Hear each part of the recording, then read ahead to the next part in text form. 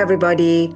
Welcome to Amazing You podcast and YouTube channels, the channels where stories of resilience, triumph, and unwavering hope come to life. And in each episode, we dive into the inspiring journey of individuals who have faced the toughest challenges heads on and emerge victorious. Our aim is to be a beacon of inspiration, offering a guiding light to those navigating through difficult times. And whether you are dealing with health challenges, professional setbacks, or personal struggles, this channel is dedicated to uplifting your spirit and showing you that even in the darkest moments, there is a path to hope and triumph. So join us as we share powerful stories that transcend adversity, reminding you that resilience is a force within us all. So please be prepared to be inspired and to find the strength to navigate life's challenges. And I would like to say a huge thank you to all the viewers and the listeners for supporting the channels, for sharing, listening, and subscribing, and keep doing it. I really appreciate you for that. And I am your host, everyone. My name is Dr. Rani Thanacoody. I am a clinical hypnotherapist using rapid transformational therapy method. I am a Mars, Venus, life and relationship coach, breathwork coach, tarot reader, astrologer, and compassion practitioner. And today, I have the great pleasure to introduce you again to Daryl Dittmer. Daryl is an author of 2 books now. And I'm sure you would remember him. He came a while ago with his first book, which is called When I Stop Fighting, The Unexpected Joy of Getting My Head Out of My Ass. And now his second book is out, and his second book is called When You Stop Fighting, The Road You Are On Is Your Own Asphalt. And Daryl is also the host of a podcast called When I Stop Fighting podcast. So warm welcome again, Daryl, to Amazing You. Thank you so much, Rani. It's really, really wonderful to connect with you again and see you again. And thank you so much for remembering me to have me on. Thank you. You are very welcome, Daryl. And it's a pleasure to host you again with your second book. So I am sure the audience would remember your story. And if anybody wants to go back to the podcast interview, please go back and listen to Daryl's first interview. It was a wonderful journey, wonderful story that he shared. And now we are with his second book. So Daryl, I am very curious and want to know more about that second book. Please share with us more about that book and about your journey, why you decided to write this second book and it was published last year. Tell us more about that. Thank you, Rani. When I wrote my first book, and it was a long time coming, just to refresh a little bit, I went through addictions and significant dysfunction and just a lot of issues as a younger person. And I started on a different journey when I was 19 years old. So I was very fortunate, and whatever we'd like to call it, miracle, divine providence, whatever that is, something in me shifted and something in me decided to do life in a more conscious way and to pursue life and to really plug in to life. And I've been doing that for a long time now. And it's just been such a wonderful journey. I'm able to meet people like you, Rani, and I've enjoyed that very much. But so one of the things I've wanted to do for a long time is to give back and to help where I can. And I've done a lot of that in my life and one-on-one with people and helping people in many areas of life. But But I wanted to also continue that journey of helping people by writing books. And because I feel as though I may go away, this body's going to go away someday.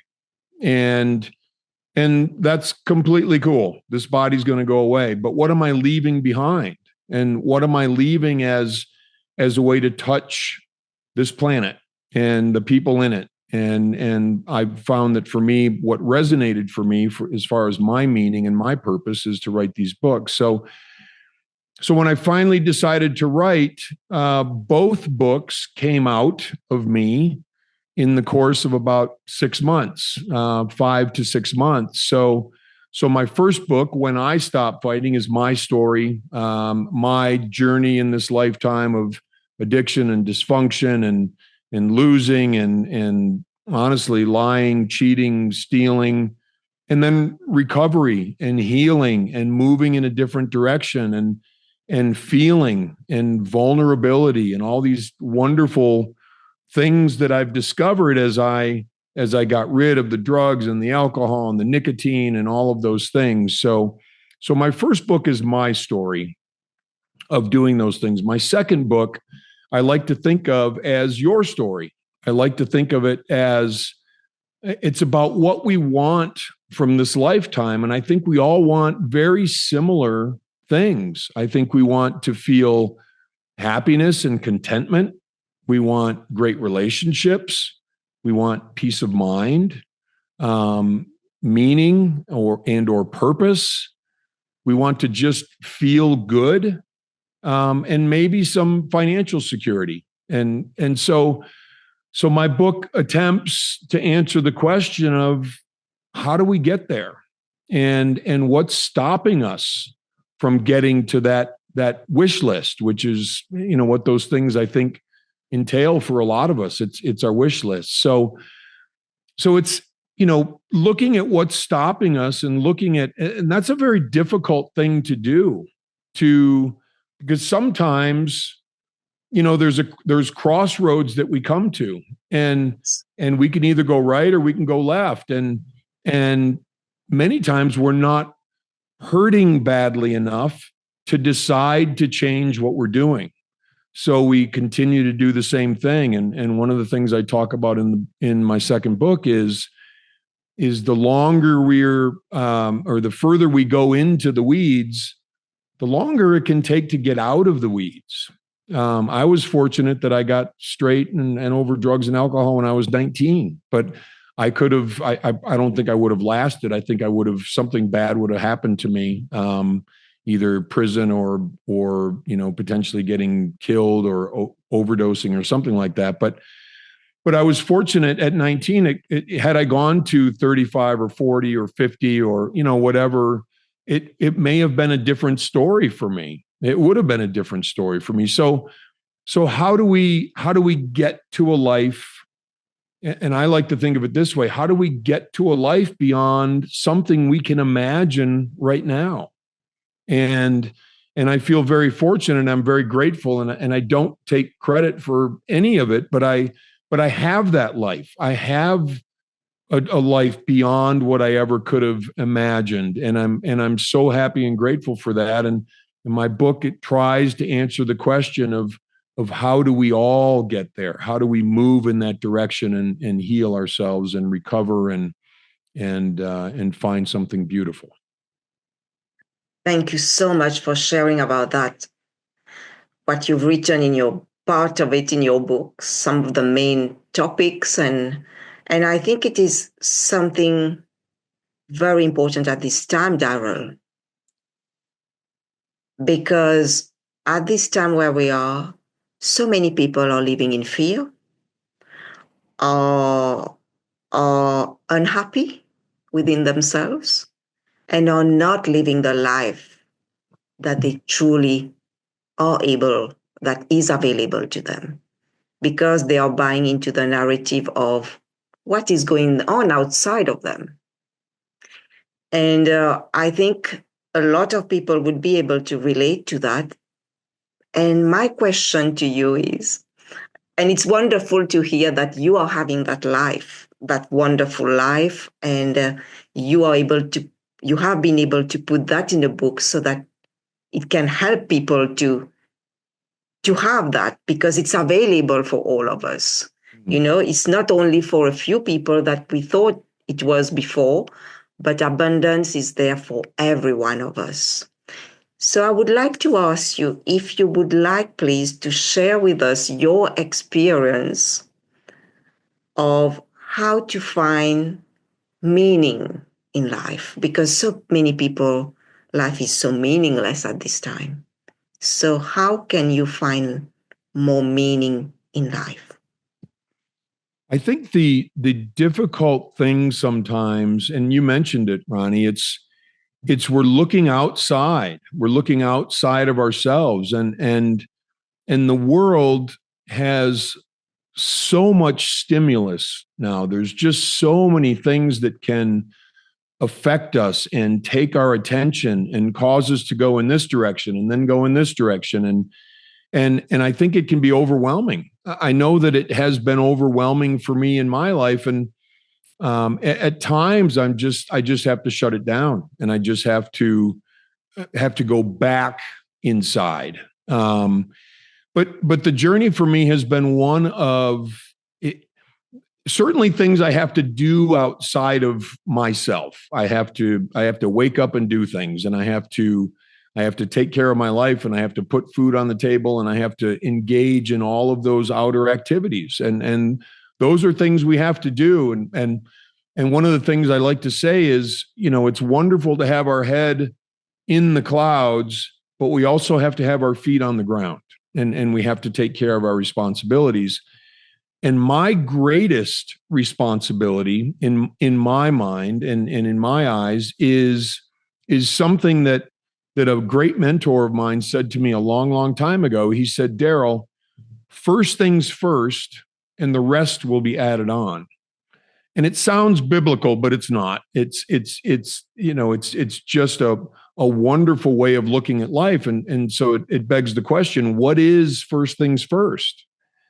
And first things first is taking care of what's in here, taking care of what's inside Daryl. Those are the things that I have to do to create that meaning in my life, and not even necessarily create the meaning, but open myself to the true meaning of life. Life is not on my phone. Life is not reading books. Life is not my podcast. Life is not all of these things going on outside of me.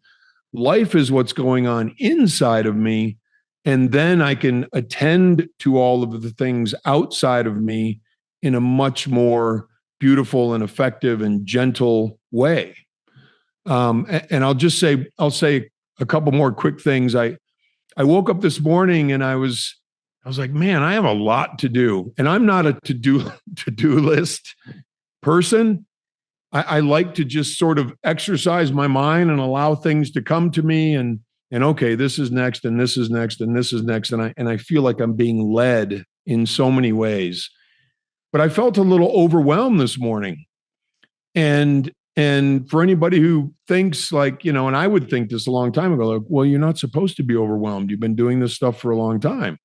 But life still happens. And it's okay to have a lot of wonderful things to do, but I didn't want to do it, but I did all of my practices, which I do every day. Sometimes I'll take one day off just to tell myself that I can, because I'm still a little bit of a rebel. And I think that's important to do, but I did my breath work this morning. Yes, please tell us, what are your practices?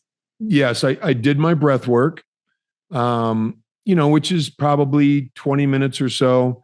I did my meditation, which is another, depends, 20 to 30 minutes. I don't put a time on it because I feel like I'm again being led. I just allow it to unfold as it unfolds. And then I go through all the things that I'm grateful for. And those are the three things that are the foundation of my life. Those are the three things that are the root of my life, and I grow those roots as deep as I can.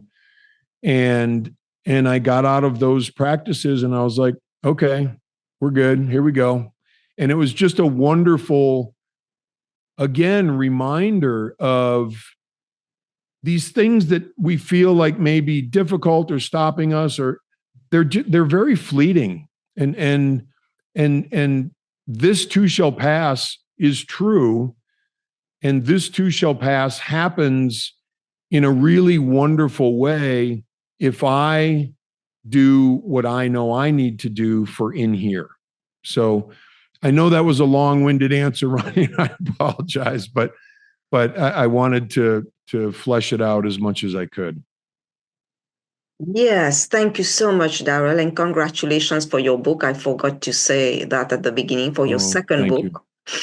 You're welcome. And I think it's what taking care of yourself and looking inside of yourself to find the meaning, to find meaning in life is very important. I really appreciate that you shared that. You shared what you do when you feel overwhelmed, because it is normal with so much going on in our life, and to also be down to earth and know that there are things that happen in life. In life, it's not like everything is smooth. There are up and downs, and that's why we are here to evolve on that school of life, this earth. That's the greatest school, I think, that teaches us every day how to grow Absolutely. within ourselves. Yes. And what would you say today if somebody that doesn't know about these practices and have no idea where to start, and they are listening to us today, and that person is feeling overwhelmed with what is going on around them, inside of them, what would you like to tell them so that they can find a way of trying to build themselves to get out of that feeling of being overwhelmed? I think it's very important to understand that life, my life, everyone's life is a journey. It's not and I thought this a long time ago. I thought, boy, if I change a couple of things, life is just going to snap right into place and everything's going to be wonderful right now, day one. And there are changes as we go along. And I think it's very important to start small and start with things that are manageable and things that we can plug into our day. Maybe start with one or two very small things. Maybe it's 5 minutes of paying attention to my breath, or maybe it's 10 minutes of taking a walk, or maybe it's changing something that I eat so that I don't feel poorly from a physical perspective. All of these things matter, and they sound very small, but they're very powerful. And what I've found is the longer I do things, the little things, the more I want to do, and the more impact I want to have in my life, because I start to feel a little better. I start to feel like, wow, this could really work. And I feel like we're in a time where we can find answers. I remember the days when I had to use a cell phone and I had to go to an encyclopedia to figure stuff out. And we can dial up anything on our phone these days and find out how do I do a 5-minute meditation? Well, what are the best foods for me to eat to feel my best? Those kinds of things. How do I practice gratitude? And all of those things contribute. And I guess, again, my word of advice, if I could give advice, would be just start with a couple small things and look at it as a building process over the course of time, and you'll start to feel the results. Yes, I think that's very true. Thank you, Daryl. It's about taking the small steps. We don't need to be rushing to get where everybody and do what everybody else is doing, but we need to take it at our own step and stop competing with everybody around us. And because it's our journey, we all have our own journey, our own challenges, but just following our journey. I think keeping our eyes fixed on our path to make sure we are on the right track all the time, because things will come to distract us along that journey. So it's really making sure we are on our track and not being distracted by things that will come, but knowing how to deal with the things that come I think without, it's a, I'm sorry. I was going to say, go and I on. think it's very important to, when I stop fighting and when you stop fighting are a lesson that I was taught that I need to be able to forgive myself and not fight myself and not say, oh, Daryl, you shouldn't have done that, or you should do this, or you shouldn't be feeling this, or all of those things that we can do to ourselves, and forgiving ourselves and and and saying, okay, I forgive myself for doing this. I'm going to do it differently next time is a wonderful way to move forward, because I think we get bogged down in blaming ourselves or feeling like, oh, we shouldn't be, feeling this or thinking this or doing this. And we have to allow ourselves some forgiveness and some grace. Yes, I love when you talk about forgiveness, how important it is to first forgive ourselves, you know. And I started doing that recently because I've always been forgiving everybody else, but not emphasizing enough on myself, because I have had a tendency to blame myself a lot when things doesn't happen the right way. So it is really focusing on forgiving ourselves, because we do blame ourselves a lot. We say all sorts of things to ourselves. I hear clients, they tell themselves in session that they are stupid, they are no good. We tell ourselves a lot of stories in our head. Yes. Mm. And I think that's very, very important for everybody moving forward. Yes. And my other question to you, Daryl, when you've been writing that second book, what is the message that you want people to get from reading that book? What is the main message, the main story you want them to take away from that book, from reading that book for themselves?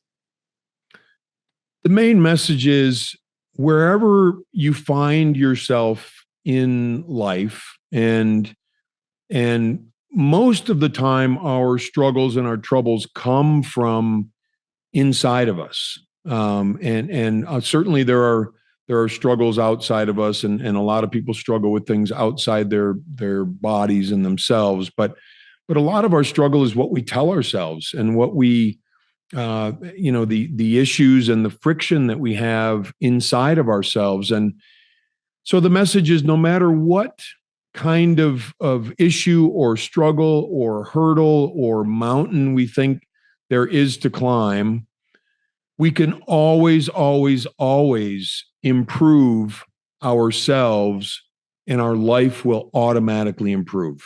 And I think I have found that as I work on what's in here, out here becomes, and it's not that life changes, bad things happen, people die, all of these things. And I've had a lot of those things in my life, but how I'm able to face the realities of my life and the things that happen is different. And I want to make it really clear that I cry, and I have times and I think it's the most wonderful sort of outpouring of me that can happen. But I'm far from perfect. I'm far from anything that's I'll just say perfect. I think that's the best word. But my life has improved to the extent that I've done the work inside.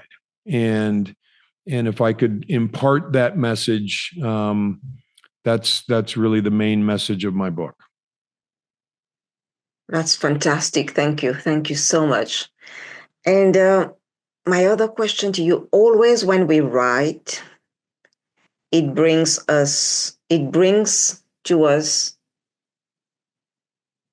more emotions, a learning experience, because writing is a way to express how we feel, what's going on inside of us.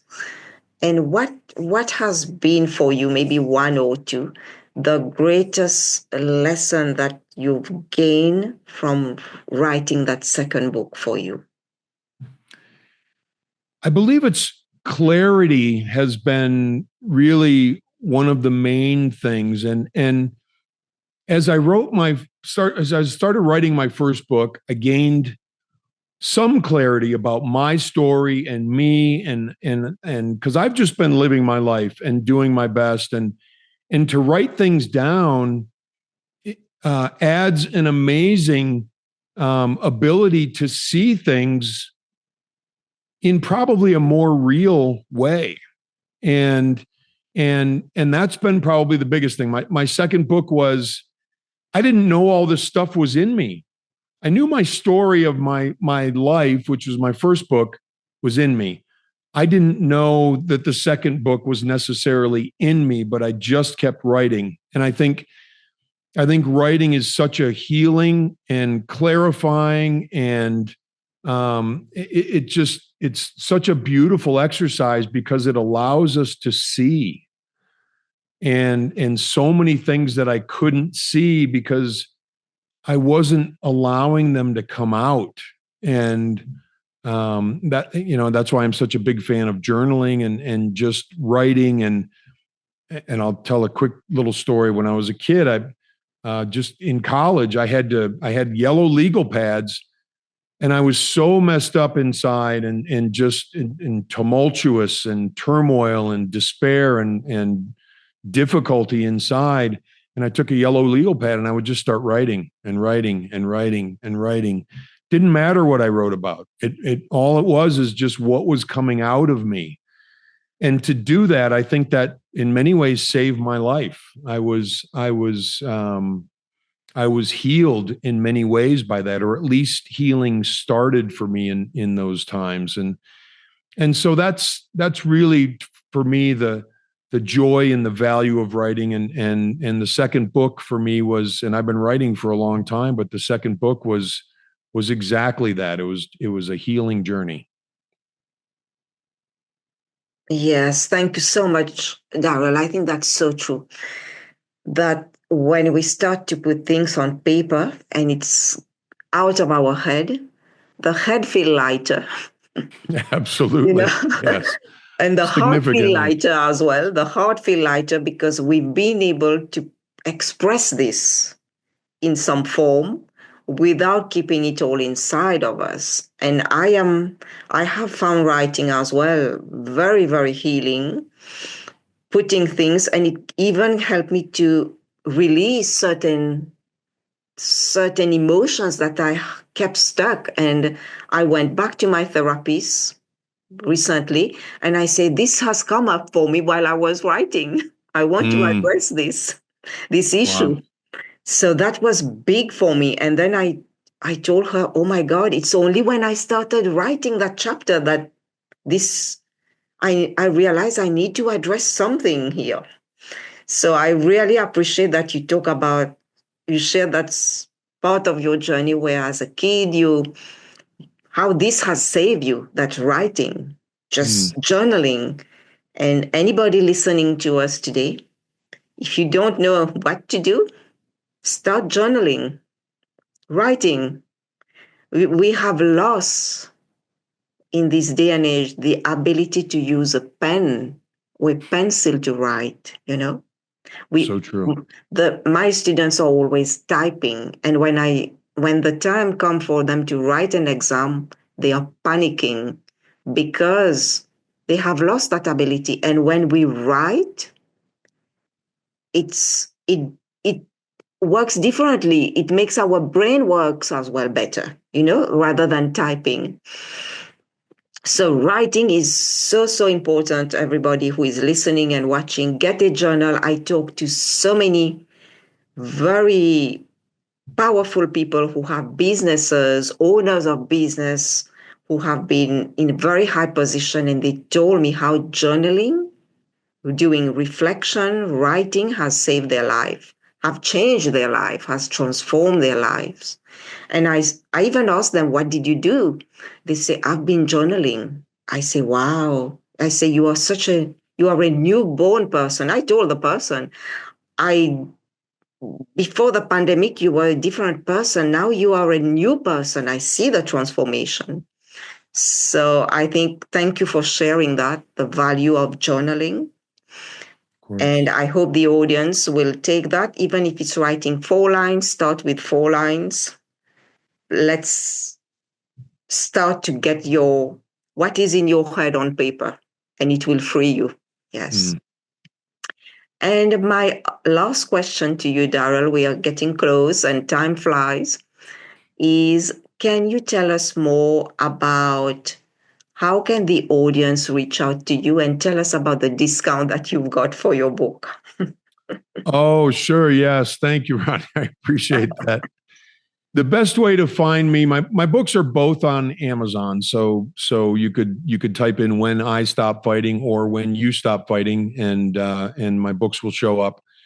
But on my website, which is daryldittmer.com, DARYLDITTMER.com, I also have hardcover books, which I sign and send out myself to anybody who's interested. And I put together some journals as well with little messages, and they're messages that I thought of that I've told myself over the years. One is stop stopping yourself. Another one is rewrite your life story. Just a message on the front of the journal that is just a reminder, as a reminder of things maybe that I can do for myself. And those, anything on my website right now is discounted 15% for anyone who listens to this podcast. And at checkout, just put in the code podcast and you'll get 15% off of any purchase you make from the website. And for how long will the discount be on, Daryl? It'll be on for a week after the show airs. Okay. All right. That's perfect. Please, everybody, the link will be here below. You can reach out to Daryl's website and get a copy of the book and get the discount. And my last question to you, Daryl, is what final words, what final message would you like to share with the audience today?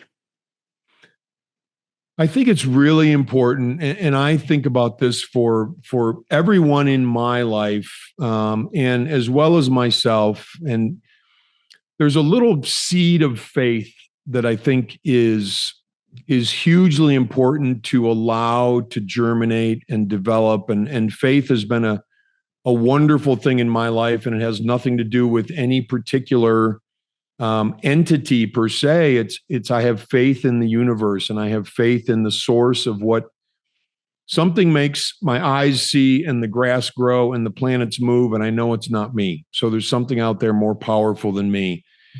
And if I can just have that little seed of faith that, you know what, my life can change and my life will change if I do the right things, and I can wake up in the morning with a smile on my face, and I can enjoy my days, and I can have wonderful relationships and all of those things that make life just a beautiful, beautiful journey. We can all have those things. And I think it's important to just develop that little seed of faith and start taking some steps to get to that journey. That's so true. Thank you so much for sharing that, Daryl. And I would like to say huge thank you to you again for taking your time to share about your second book and to share part of your story, your journey. And also, I would like to wish you a lot of success moving forward. And please feel free to come again. You are most welcome to come and share some more stories. I'm sure you are going to have other projects coming up in the near future. So please come back. And I would like to say huge thank you, big thank you to the audience for watching, for sharing and subscribing. And remember that you are amazing. You have always been amazing, and you always will be amazing. Thank you, everyone, and we'll see you soon for another episode. Take care, everybody. Thank you so much, Dr. Rani. I really appreciate it. Thank you. Thank you. Thanks, everyone.